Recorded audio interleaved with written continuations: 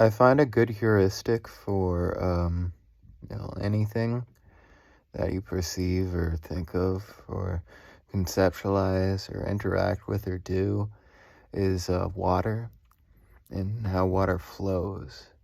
And so, economically speaking, which everything can be summed up to economics in as much as it pleases or doesn't, and it pleasing or not pleasing is part of what it logically is, because we're never really up to and against what things actually are. We're just against what it feels like, like, do you feel me?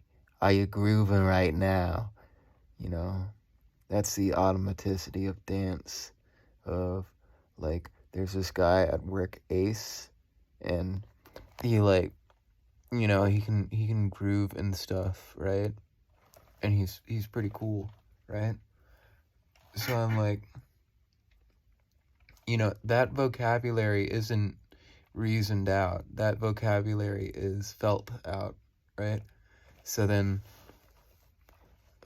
this brings me to this thing where I think about what is a world we want to live in.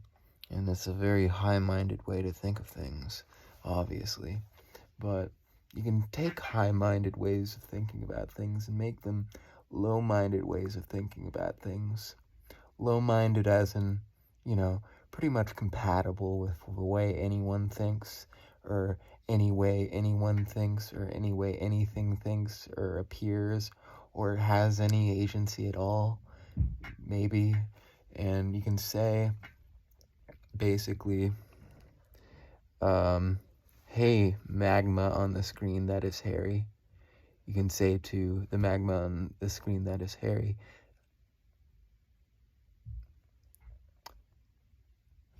if you don't know what to say, then you learn how to say, basically.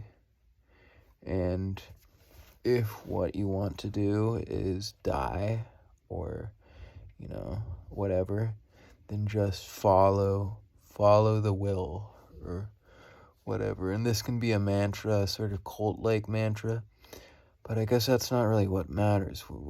It's not really what matters to say, oh, follow what you think matters, because I think you do that regardless. Now, that itself is a positive claim, I suppose, which is not normative, but so it ends up being economically such that what is a groove? A groove is something that it's either awkward or it's not. And this can happen both in the universal and the particular. And the universal and the particular, I think, kind of happen in different ways. It's also impressionistic, or it's expressionistic.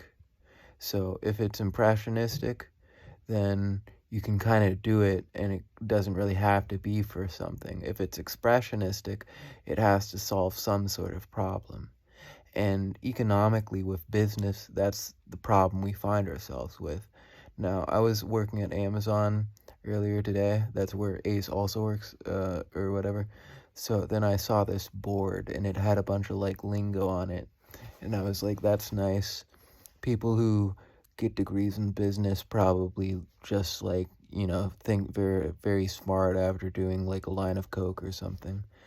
So I was thinking how management works, and it's not really any sort of control, but it's kind of the idea of control, which makes people more compliant.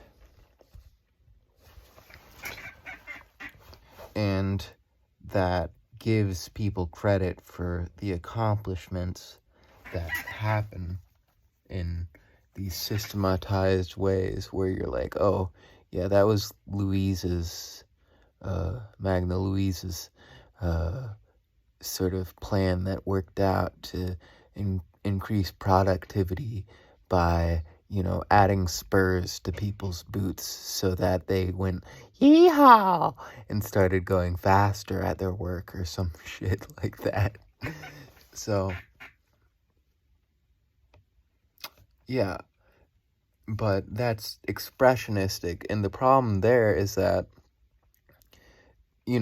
we know that something has to work or it doesn't, right? So, like, say you build a bunch of houses, right? Then if nobody buys those houses, then someone's losing out on that shit, right?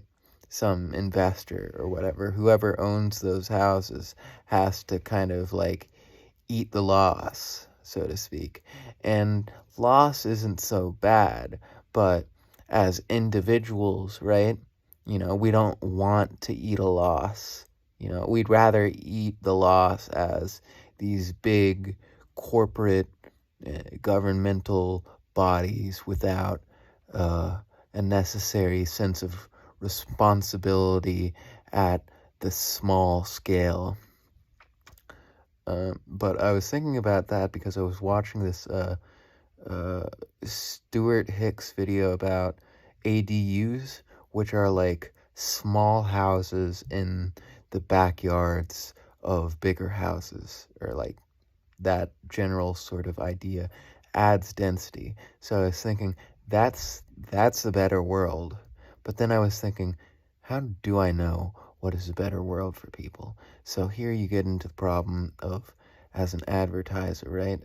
Commercialism and that stuff with capitalism. How do you make tradition and practice and practicality and convenience drive together? Because sometimes people do stuff that's inconvenient just because it's the way they've always done things, right? So you have to think about all this. And in the first place, if we want to change things, we can't come at it from the idea that we can change things alone, because that's just not how it works. That's itself an American delusion. A delusion overall. It doesn't even have to be American. It's delusion that it's an American delusion. But to change things, what you have to do is to give other people agency at the end of the day, and the right people agency.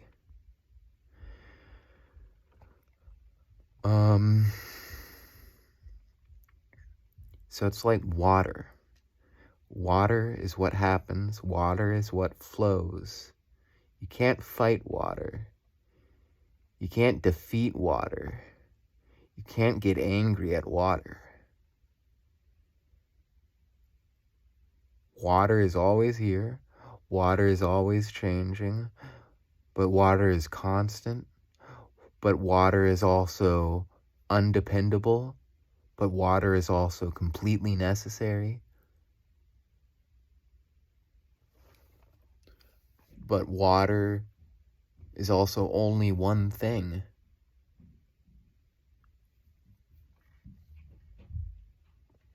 So it's with learning too, and acting, that you have floods and you have droughts. You have to interface with that, the unpredictability.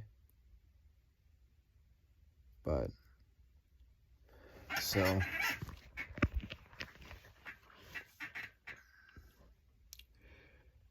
yeah.